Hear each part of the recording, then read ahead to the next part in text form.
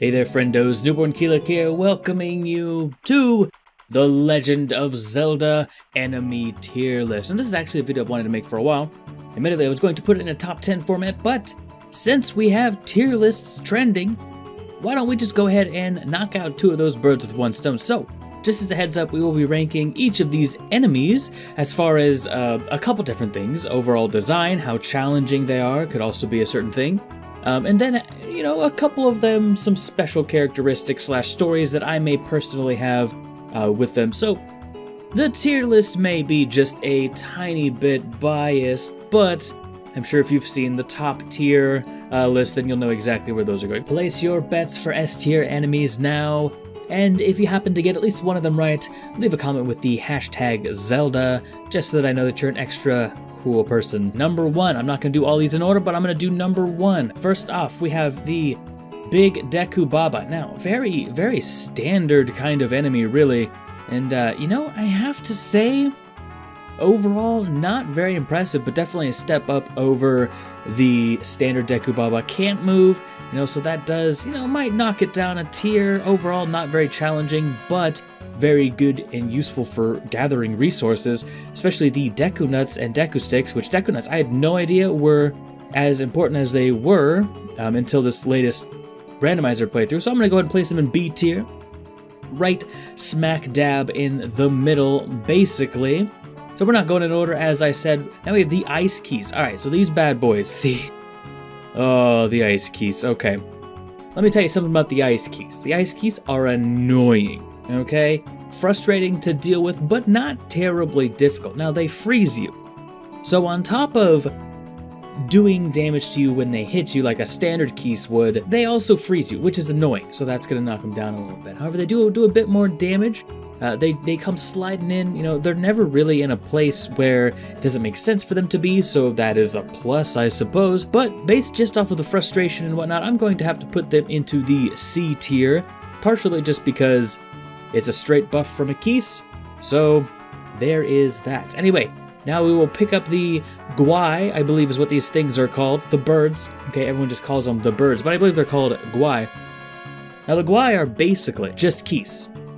That's basically it. As such, they can't have an element that I know of. I've never seen them with an element. Usually, if, you know, they're in a place where they can get an element, they're probably going to be a Keys anyway. So these are basically just a downgrade from a fire or an ice Keys.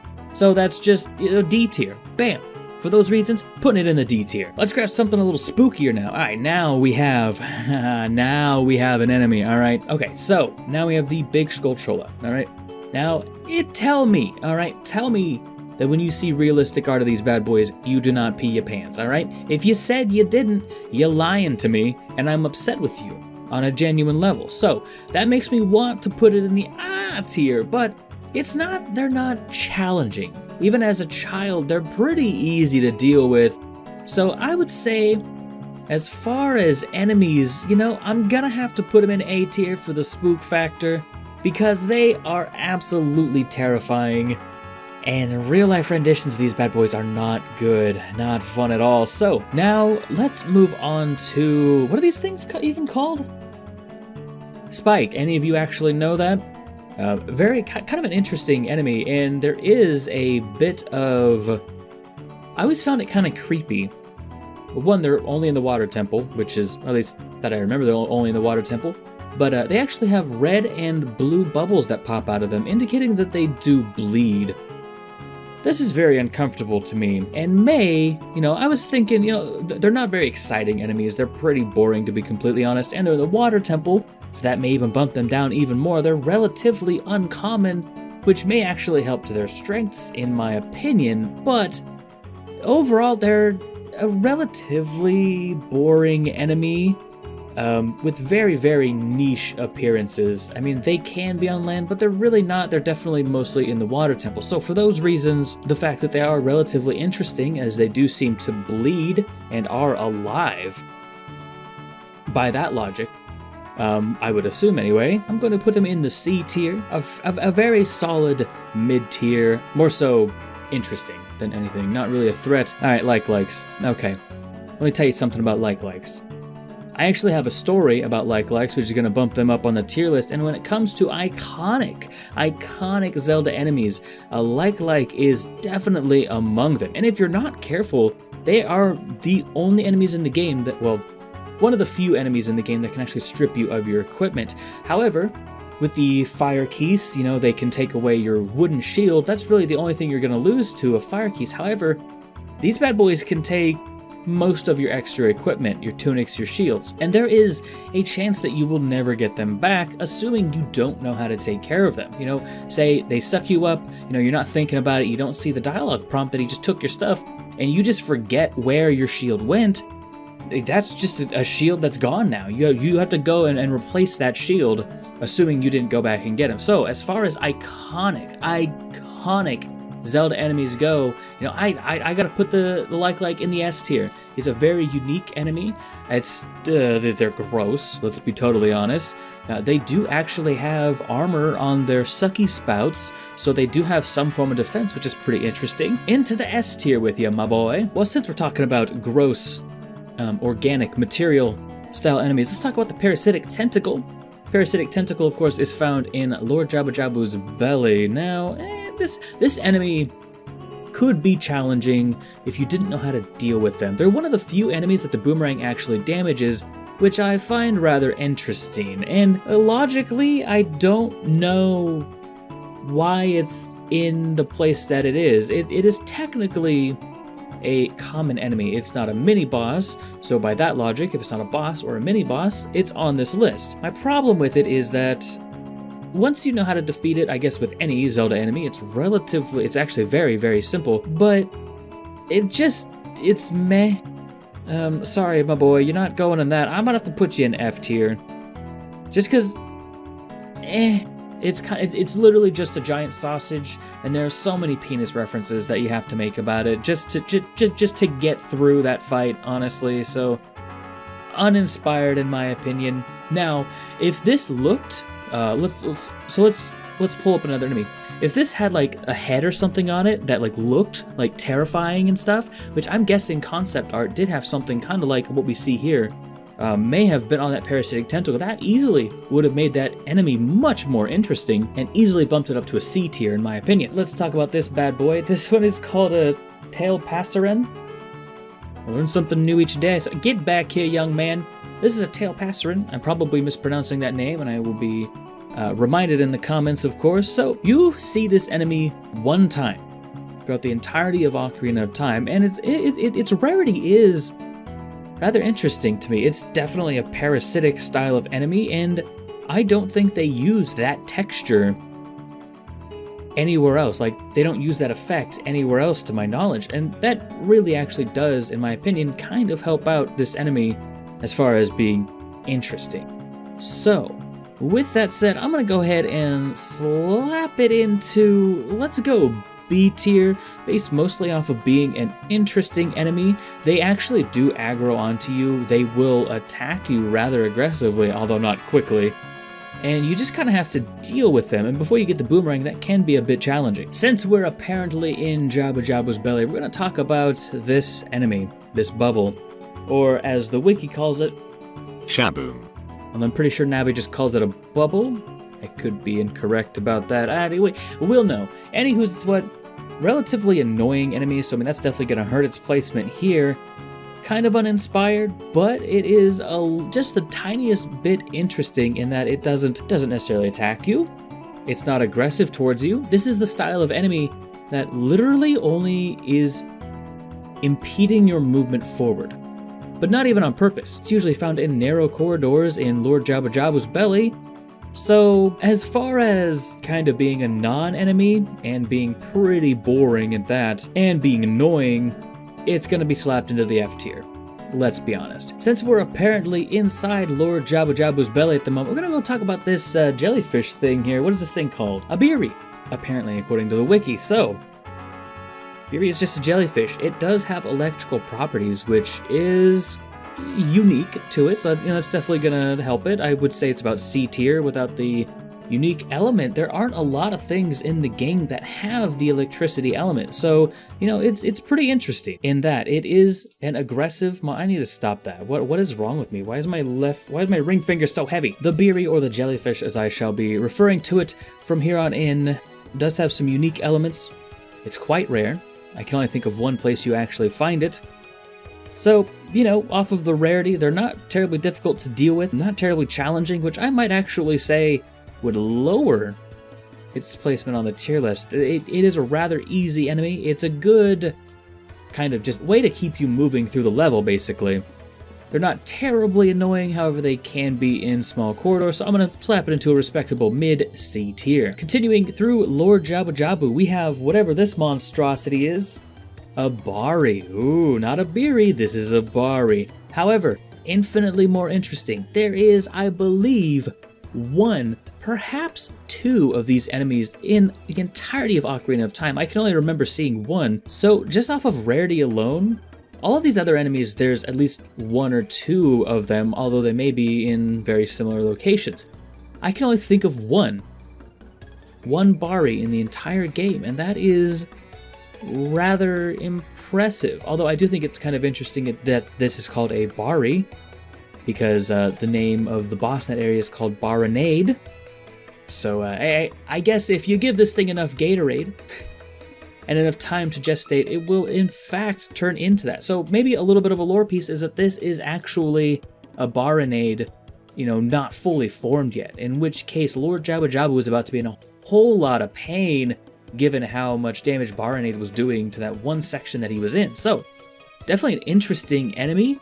It's not aggressive. It does have some unique, you know, aspects about it. You know, honestly, I might say, I'm going to go ahead and throw it in A, but I reserve the right to change that later just because of, you know, the clever naming and the fact it just doesn't move. I think that's my biggest problem with it. The rarity is great. However, the fact that it doesn't move or attack you necessarily is kind of This could be a lot cooler, and you don't need a specific item to defeat it that I remember. So, challenge is relatively low. It's more of an ambush style enemy. Continuing through Lord Jabu Jabu, we have the Stinger. Now the Stinger is an enemy that's almost a non-enemy. It really doesn't bother you unless you bother it first, but it has some really weird beady eyes that I'm sure you can't see, but I saw a really close-up picture of one. They're pretty gross. And as far as enemy attack patterns go, it's relatively interesting. They're uncommon. They're not, you know, all over the place, like you might find a Keese all over the place. So that's definitely going to help it out a little bit. However, as far as things that they do, they're not terribly interesting. They really, all that they have going for them is the fact that they are hiding. You have to actually get them out of the dirt, or Jabu Jabu in most cases. But then, you know, they do a bit of a loop and they attack you head on. So just kind of the extra animation time and their rarity is pretty neat. I'm going to go ahead and slap it into mid-C tier. Now, if these had electrical properties, they would be in B tier as well. So, just to tie up the loose ends that I've managed to leave here for myself, we have the standard Deku Baba. The Deku Baba is just a smaller version of the big Deku Baba. Very uninspired, just totally outdone by the larger version, in my opinion. So it's gonna lose a tier basically off of that. It still is one of the first enemies that you'll find in the game, so it's very nostalgic to a lot of people, or else it would probably be D tier. And then we have the Withered Deku Baba. Essentially, this is a Deku Baba that just stands up straight. It's pretty boring. However, again, it is one of the enemies that you will find first. In fact, this is probably the first enemy that you will face in all of Ocarina of Time, so it's very nostalgic. The nostalgia alone is going to keep it out of F tier and is a great place to farm on the randomizer for some Deku Sticks, which can be invaluable. However, again, just a more boring version of the big Deku Baba, so it's getting slapped in the D tier. We have the Blue Bubble. Blue Bubble is less threatening in this game than it is in a lot of games. Now, it is interesting that it does have a two-stage factor.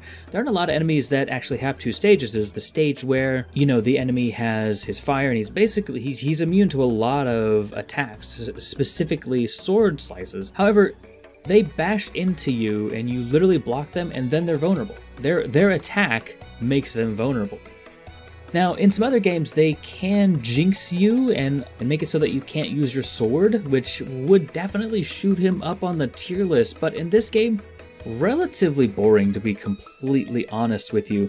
I want to say one other thing that I actually was unaware of for the longest time, and the reason that I'm going to put it into B tier is if you put a bomb down, they will actually circle around the bomb until it blows up and kills them. So an interesting little interaction, which will be moving him up to B tier. Next we have the blue Tektite, a stronger version of the standard Tektite. Again, a super nostalgic enemy, and once you get their patterns down, relatively simple to deal with, not terribly exciting. However, if you don't know the patterns, it can be a little bit challenging to get them unless you move around to the side. They're pretty creepy, honestly. Just that one big beady eye. They have the ability to essentially stride on water, which is, a unique thing. I think they're the only ones actually that can do that. So I'm thinking B tier at the moment. And not to mention for this and for the red Tektite, which should be coming up very shortly. If not, I'll grab it out of there. There's a little mini game that I like to play with the blue Tektite where you wait for them to jump to you and then try to get them on their arc. So if you miss, you take damage. If you get it, then you look like a cool guy, and it's pretty neat. So you can actually get to play that little mini game twice with the blue Tektite.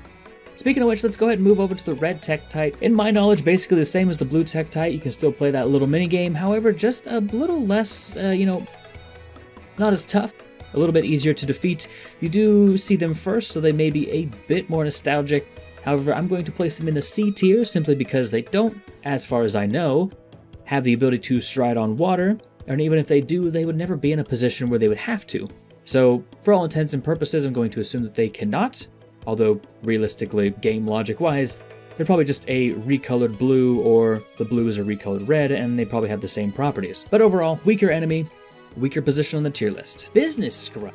Here we go. Now this is an enemy that I can really get behind. A two-faced, dynamic enemy with a very, very interesting clause. This is the only enemy in the game where you can buy something from him. They always rip you off.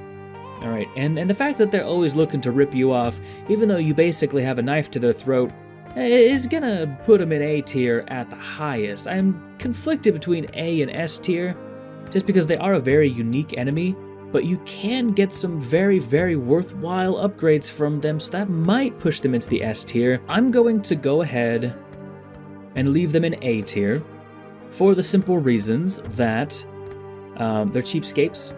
They won't cut you a deal. However, they do give you hearts even after you buy some stuff, so that's pretty neat as well. Since we're talking about scrubs, I'm going to use the same logic as I did for the Tektites here. The Deku scrubs are basically just business scrubs that retreat after you hit them. So with that in mind, they're a little bit less interesting. I do think it's kind of interesting that they have a special animation for actually becoming tired. Like whenever you knock one out and chase him around for a little bit, he'll have a little animation of him becoming tired and out of breath, giving you a chance to catch up and smack him with that sword.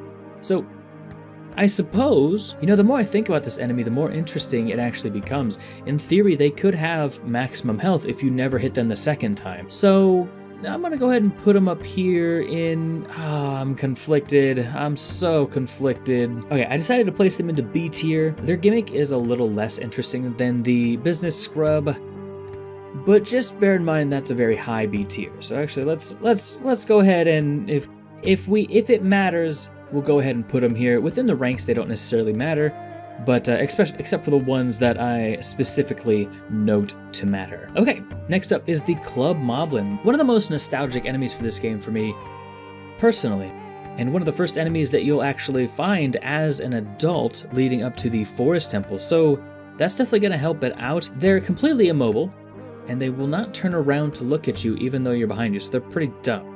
If you don't kind of know the trick to get past them, they can be a bit challenging, and they're basically the gatekeepers to the Forest Temple. So with that in mind, and the fact that, they look pretty cool, honestly. They do take 2 hits from the Master Sword, so they're kind of tough, even if you're hitting them in the back. I'm going to go ahead and slap them into a B tier, and that will be that. Speaking of which, I'm going to go out of order and pull out the Spear Moblin. Now, the Spear Moblin is annoying. I don't like the Spear Moblin, never have. However, they are significantly weaker than the other ones, although they do have the gimmick that they are immune to damage from the front, basically guarding while they do their charge attacks, which makes them pretty dangerous, honestly. You know, they knock you back, they undo your progress. If you're not thinking about it, they can really best you, which is kind of a big deal. This is actually used as a reason for one of the parts of a tutorial as far as, you know, like corner peeking with Z targeting. So that's a little bit interesting as well. I'm gonna go and slap it into A tier. In my opinion, not quite as nostalgic as the Club Moblin, but as far as importance in the game, it is very important. So, getting back in track here, we're going to talk about the Dodongos, and the Dodongos are an interesting enemy. I like Dodongo's Cavern. It's probably one of the more nostalgic levels for me, in my opinion. Granted, the amount of times that I've played it has been very, very high, so there's that. Now, these enemies have an interesting concept that has basically been carried through all of the Zelda games. If you feed them a bomb, they die. That's just that. However, these guys actually have a counterattack. Am I thinking of Majora's Mask or am I thinking of this game? I'll go ahead and disregard that for the placement, but at least I know for a fact in Majora's Mask, if you hit them in the tail, they do a little spin attack as a counterattack, which is pretty interesting. But disregarding that, because I can't remember if that's Ocarina of Time or not, they are a long-running enemy. Overall, I think they look pretty cool. It is interesting that their weak point is their tail. Usually you'd think, beat them about the face. Usually with enemies in this game, you just kind of have to hit them wherever, so any kind of defensiveness is pretty interesting in my opinion. So I'm going to go ahead and slap them into the B tier, just for the fact that they do have some very natural armor, which is quite nice. And in the interest of logic, we'll go ahead and talk about the Baby Dodongo. The fact that they blow up and they have kind of like this kamikaze attack is rather interesting to me. So if order was important, I would put that above the standard Dodongo. They don't breathe fire, but still they come out in groups and they can be a little bit challenging to deal with. They have the interesting aspect of exploding, even after death. So you still gotta worry about them, whereas most other enemies, I guess the standard Dodongos explode too, don't they? No, I'm gonna go ahead and put them down here. If order even mattered, I'm gonna go ahead and put him down here below the standard Dodongo. Next, let's go a bit out of line to the standard, what is this thing even called? It's called a white bubble. I don't even remember them, honestly. I remember the green, the blue, and the red bubble. I do not remember this bubble. Apparently they exist, but it's just a worse version of the other two bubbles, so why does it's unimportant. It's a totally unimportant enemy. Moving forward, so while we are talking about bubbles, let's go ahead and pull the red bubble here. Now, I would say the fact that the red bubble can light you on fire, and I do happen to enjoy the area that the red bubble is in a little bit more, does do damage over time, so I'm gonna go ahead and slap the red bubble right next to the blue bubble. Maybe, you know, let's go one lower, that way, if order matters, order matters. And in the interest of continuity, let's go ahead and throw the green bubble up here as well. Now the green bubble actually has some size differentials that can happen with it. It can be rather large or it can be rather small, depending on where it is. However, they always seem to patrol the exact same area, so a little less interesting in my mind, whereas the red and the blue bubbles are a bit more dynamic. They actually attack you aggressively. All factors, I'm gonna slap it into C tier. So I'm gonna go ahead and throw this man up here, and we're gonna talk about Sharp. Now Sharp is a very unique enemy, not much different than a standard Poe. However, he does have a large amount of lore attached to him, and that lore really does, you know, make a character for me. And the fact that his name is essentially tied to music is very interesting to me. He is one of the two composer brothers, so very interesting in my opinion. Let's go ahead and slap him into A tier. So next we're going to talk about Flat. So I'm gonna put Flat right next to Sharp, however, a little bit in front, just because I do tend to prefer kind of his aesthetic, minor scales, minor feelings to music a little bit more. Anyway, so a bit of personal preference. However, these two do have a bit of an interesting backstory. They actually gave up their lives to protect the song that they had both created together from getting into Ganondorf's hands. So they essentially let themselves die and sacrifice themselves so that Ganondorf couldn't have the Sun Song. Pretty interesting, pretty noble. Definitely gonna slap them both into the A tier. In fact, you know, you could honestly go your entire playthrough and never find these guys. So I'm gonna slap them up to A tier, right up there with the like. They're probably not gonna have a good time up there. But anyway, yeah, with the lore, and they're an uncommon enemy, they're an exceedingly rare enemy. There's only one of each of them, and they are a very, well, rather important part. They actually give you one of their items, well, backhandedly. They don't actually give it to you, but you know what I mean. Anywho's, it's what next? We have the Floor Master. Now, the Floor Master, my man, is actually a very interesting enemy. I rather like it, but I absolutely detest it. I hate it. And while they're not very difficult to deal with once you know what you're doing, they do split into 3 smaller Floor Masters, which can then suck the life out of you and turn into more Floor Masters, which is spooky in and of itself. So I'm gonna go and slap them into A tier, A or S, let's go with A tier. S tier is only reserved for the extra special enemies. And for the interest of continuity, let's go ahead and look at the Wall Master. Now the Wall Master, I hate the Wall Master. I think they're much less difficult to fight than the Floor Master, although they can catch you out, but if you know what you're dealing with and how to deal with them, they're absolutely easy. Their whole mechanic is just to inconvenience you and move you back to the beginning of the level. They don't really damage you that much, if at all. I honestly don't remember, because I don't think I've ever been caught by one. Navi blatantly tells you, hey, you're about to get messed up if you let this happen. And if you do let that happen, it's your own fault. So it's basically a newbie trap. They have been in the game for quite some time, so they are an iconic enemy. That's going to keep them above C tier, but that's about it in my opinion. Their whole shtick is just to inconvenience you. That's it. They just take you back to the beginning of the level, which is very frustrating in my opinion. Next we have the Gerudo Guard. Now I'm going to go ahead and lump both the Gerudo Guard and the Scimitar Wielding Guards into one. It won't change their placement on the tier list very much. I do find it kind of interesting that the guards are one of the few enemies that Link won't challenge. I don't understand why he doesn't challenge the guards with the glaives or the pole arms or the spears or whatever you want to call them. I don't understand why he doesn't do that. He totally could, and I would even make a good case to say that with the Deku Nuts, he could probably take on a handful of these enemies at once. Now the scimitar wielding Gerudo, he doesn't really seem to mind. However, they do have the unique quality of being able to put you to sleep. So basically at that point, your health pool isn't the problem. They're almost never going to do enough damage to actually kill you, but they can put you to sleep and put you back into the prison. So, a very interesting concept of enemies, and one that definitely does need to be respected. An error could cost you a lot of time in the Gerudo area, so I'm going to go and put them into A tier. Okay, here we have a Goma larva. I mean, they're weird looking, they're icky. I'm going to be honest with you, I knew about them. I don't think I've fought one of these enemies specifically since like the first time that I played the game. They're super easy to deal with. It's very easy to make Goma not even spawn them, so they're totally a non-issue. They're a support enemy, they're a minion, they're D tier garbage.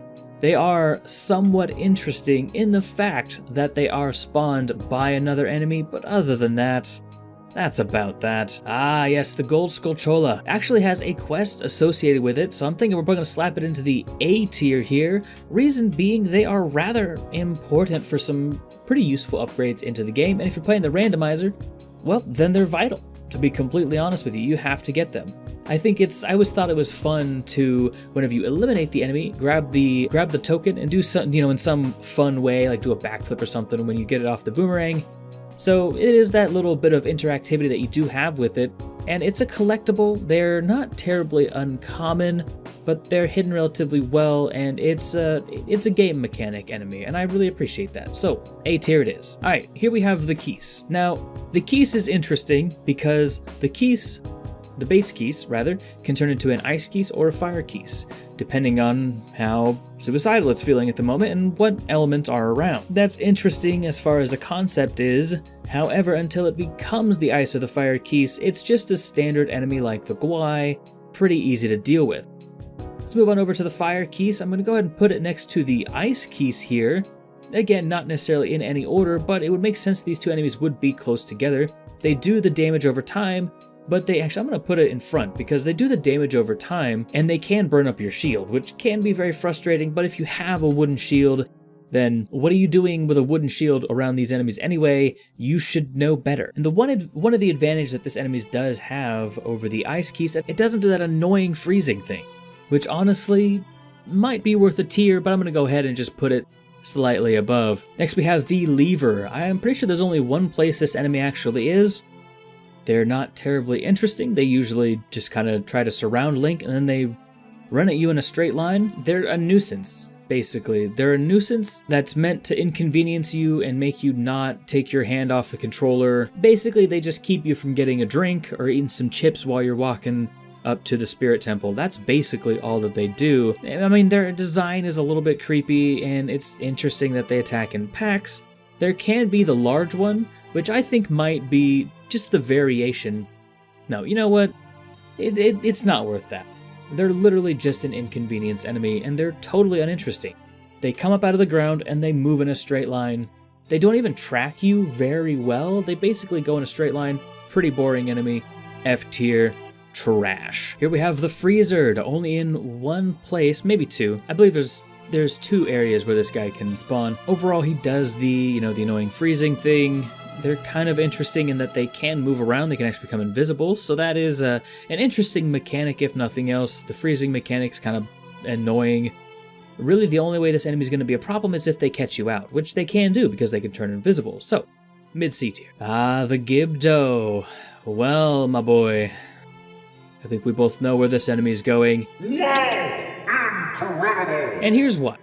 This is a re-dead, but better. Now this can actually turn into a re-dead should you use a fire attack on them. They still have that amazing, amazing, terrifying screech that we've all grown to hate and haunts our nightmares even as adults today. Honestly, I would say if you think of Ocarina of Time, if someone asks you what your least favorite or most scarring enemy is, it's probably going to be the Gibdo and the re-dead, which is why I'll be placing them both in the tier. Not only are these enemies total tanks, they literally have the ability to control the fabric of time. It's insane. They can freeze you in mid-air, mid-jump slash. Now in later games that was actually taken away and they kind of put you in a stun, like you stun backwards and you hit the ground, but in this game they can catch you no matter where you are. They're formidable opponents, and if you don't respect them, they will absolutely chew the hell out of you. Not to mention all of the lore that can go into both of these enemies is insane, which if you haven't seen my re-deads are clay theory, then it's pretty interesting and it does go into some of those topics, so check that out if you'd like. Either way, just take my word for it. There's a lot of theory potential for these enemies. They're super dark. I really, really enjoy, kind of that extra dark subject material that they went with.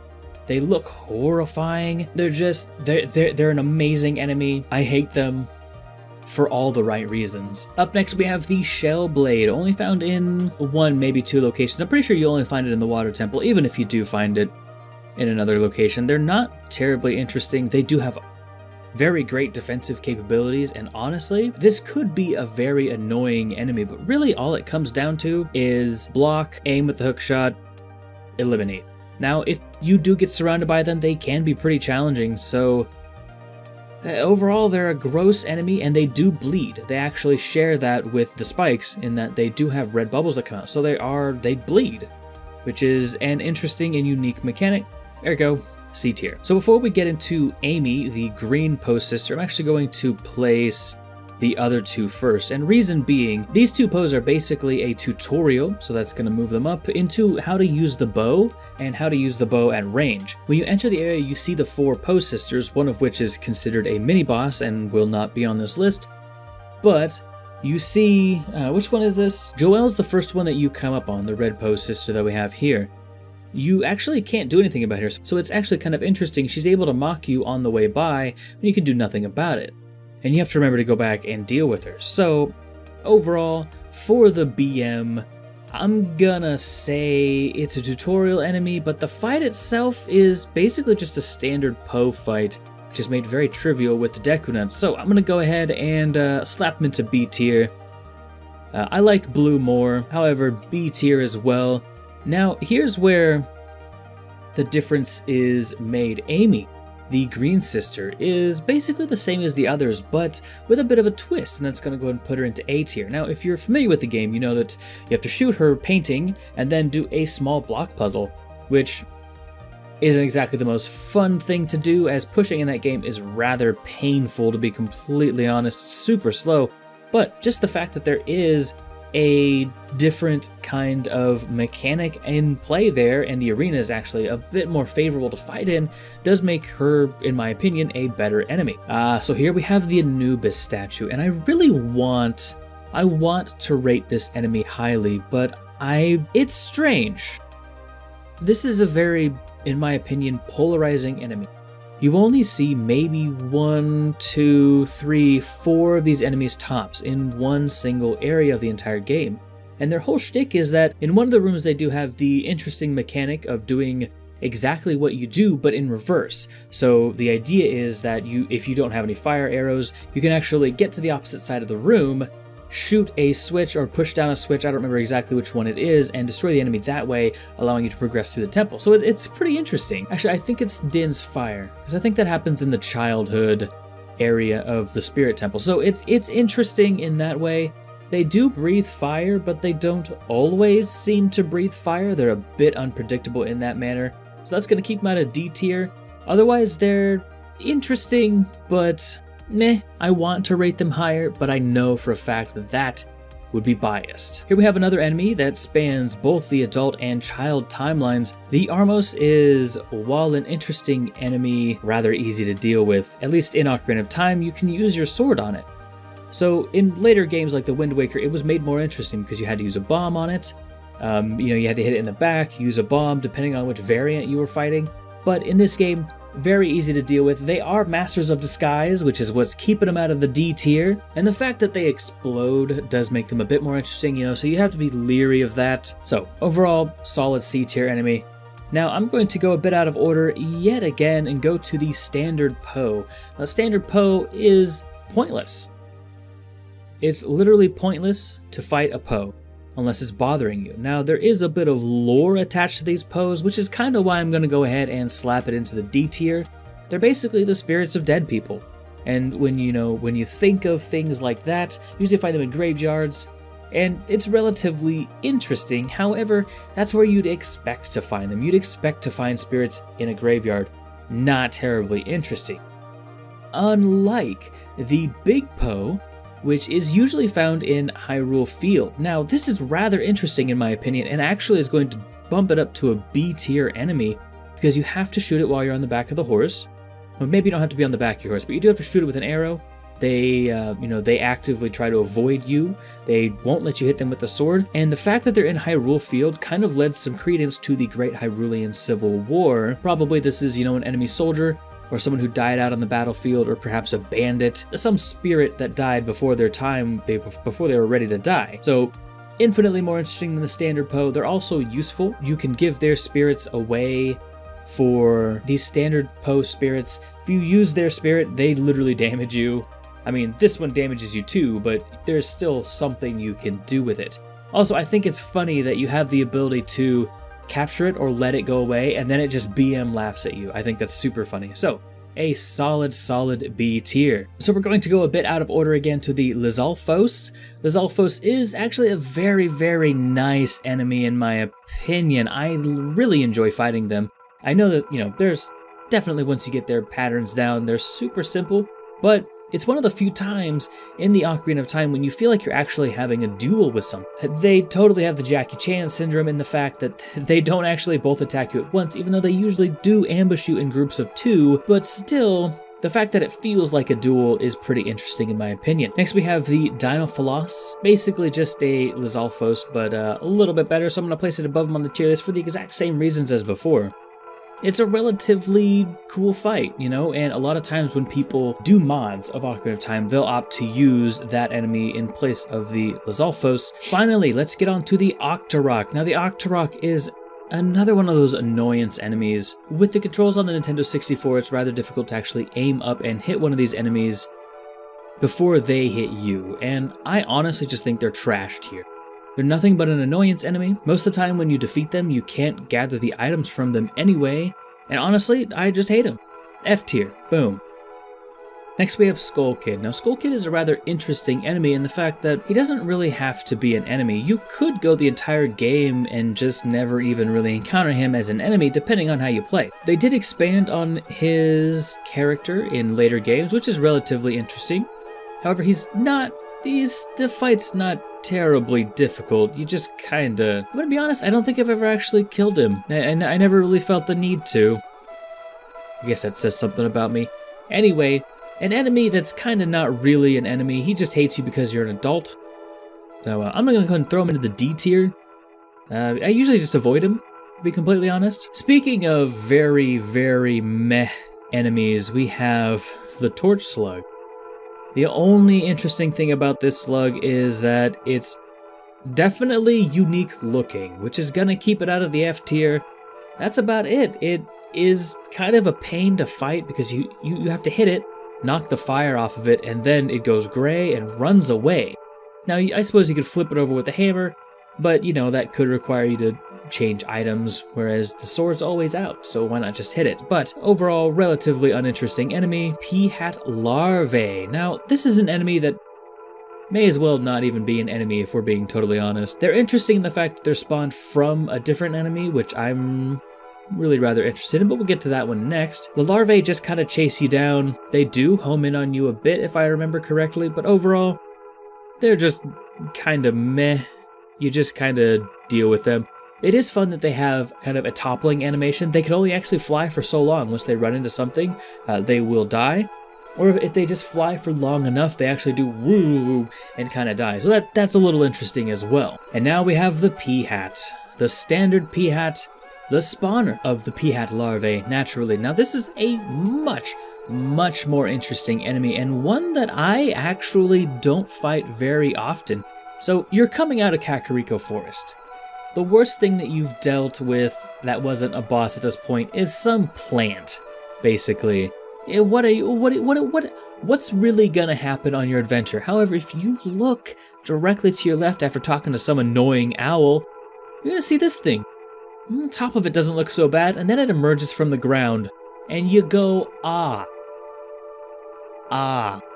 tier it is. It's massive. The only time you can fight them is as a child, so you can't even have access to a lot of your adult weapons. It should also be noted that if you do happen to stun this thing, its weak point goes under the ground, so it basically has stun protection, which is very, very interesting. Not to mention, it spawns its larvae to come attack you. It's just a big old helicopter blade of just stay out of my face, kid. And it's amazing. Next we have the standard Skullchola. Relatively uninteresting enemy, just a smaller version. I'm gonna go ahead and put it into let's go with the C tier, and it'll make sense once we talk about the Skull Wall Chola. At least this one has the interesting aspect in that it will charge after you if you're on the wall, which is a bit terrifying. Honestly, I did not know this when I was younger. I thought you just had to avoid its gaze altogether, but if you are not moving, it does not see you. So there's a little bit of an interesting kind of counterplay there. However, most of the time you can just pick them off the wall to begin with. And as far as Ocarina of Time goes, this again is another one of the first enemies that you'll find in the Great Deku Tree. So nostalgia is definitely working for it as well. The Stall Child. Now, the Stall Child is a very interesting one in my opinion. As with some of the other things that we've talked about on this list, I have had some theories about this enemy, and one of those theories is actually that this enemy may be, the soldiers that died during the Hyrulean Civil War to kind of complement the Big Poe down here. I think, honestly, what's holding this enemy back from being... I'm gonna go ahead and put it in B tier, and here's why. What's holding it back from being A tier is not necessarily the enemy itself, however, the conditions that you have to fight the enemy in. The gates to Hyrule Castle do close up at night, which can be very frustrating, and you're just left to wait there, and I guess these guys give you something to do, and they can be a decent way to make money early on, but still, it's just annoying. It's just frustrating to be almost at the gates and then have it close on you. And then you just have to deal with these guys. These guys are the reason that you can't go get your bag of chips and still have nighttime pass. So for that, interesting lore, relatively boring enemy design. They do attack in groups of 2, so that's also, they seem to have some team strats. A good way to make money, but otherwise, yeah, just bothersome. Now, I don't think anyone is going to be upset with me placing the Stalfos high up on the list. This is a very interesting enemy. Some encounters with them are a bit different. I'm going to place them in S tier because if you think of adult timeline Ocarina of Time, I tend to think of the Stalfos and the fact that they can actually regenerate themselves should you not eliminate them fast enough. A very interesting concept which makes you not necessarily tunnel one enemy and then just kind of be done with that one, move on to the next one, which is how you would logically fight most battles. You have to kind of whittle them both down and then eliminate them at relatively the same time. They have very good blocking potential. There are only a handful of frames in which they are actually open, unless of course you're counterattacking, in which case that's, a little bit different. They react more to your actions than most enemies, making them more interesting to fight. And just as with the Gerudo and the Lizalfos combo down there, it's one of the few times you feel like you're actually having a sword fight. So it's a really cool fight and I really like them. Ergo, S tier. The Wolfos. Now the Wolfos is, let's be honest, it's not a great enemy. I love the little wolfy boy, okay? He's great, he's fine, but man, they're easy. Literally, Navi tells you their weak spot is their tail. You just do that and then hit him. Easy. That is like easy mode incarnate. There really are no surprises with them. The animations that they have where they can backflip is pretty cool. And a lot of this does go with the White Wolfos as well. However, I will be placing them just a smidge higher, just because they're more interesting. I just like the idea of a white wolf a lot more. It's basically personal preference. I think I read that they're maybe a little bit tougher, but honestly, if you're going for the tail, if you're doing the backflip jump / combo, it doesn't matter which one you're fighting. They're both eliminated. And here we have the definitive Ocarina of Time enemy tier list. What would you change about this tier list? Let me know. Mostly just what would be your top 3 or top 4 top tier, top of the line S tier enemies, or your enemies. What were some of the enemies that make you go I also do theories and gameplays. You're welcome to check out the theory playlist or the other Zelda content that I have, or check out the gameplay channel. We're playing through the Ocarina of Time randomizer at the moment. Having a great time over there. And with that, I am Newbornkilik, and I will see you in the next one. I'm out.